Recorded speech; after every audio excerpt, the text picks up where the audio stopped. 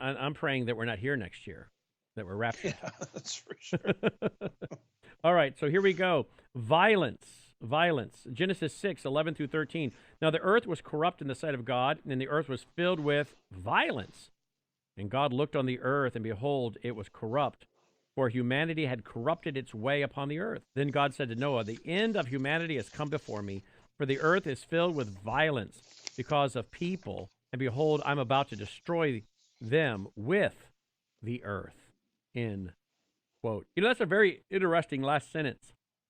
I'm about to destroy them with the earth. How interesting that these folks worship the earth today, Mother Earth, Gaia Earth worship, and it looks as though that's going to happen again. God's going to destroy them with the earth. The very earth they worship, they're going to find the things that are killing them and bringing judgment are going to come from out of the earth. Would you agree? Yes, and there's an interesting scripture. It's around Revelation 11, verse 18, if memory serves. It talks about how God is going to destroy those who destroy the earth.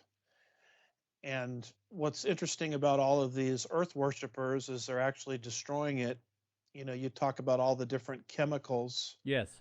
that we're subjected to. All right, so here we go. Genesis 1:26 to 28. Then God said, let us make man in our image, according to our likeness, and let them rule over the fish of the sea, over the birds of the sky, over the cattle, and over all the earth, and over every creeping thing that creeps on the earth.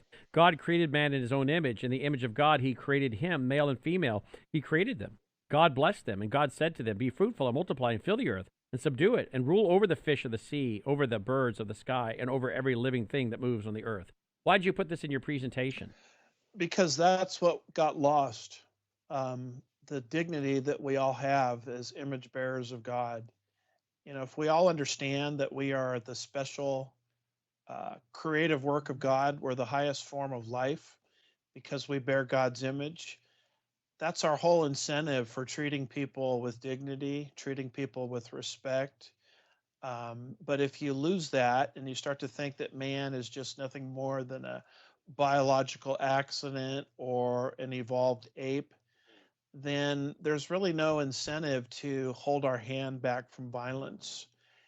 And so, because we lost our status pre flood as image bearers, that's why I believe violence swept the earth. And that largely is what's happening today. We are still made in God's image today, but very few people understand that.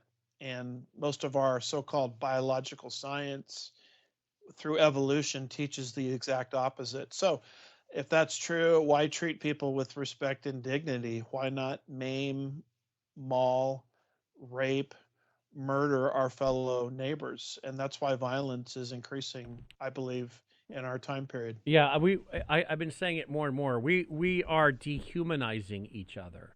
Yeah, the death of humanness. If I could just read something, this is something I read at your conference. It comes from a blog. I don't have a slide on it, but it says, according to the American Academy of Pediatrics, your average child between ages 2 and 18 spends 3 hours a day watching TV. And they typically watch cartoons, which average 20 acts of violence in an hour.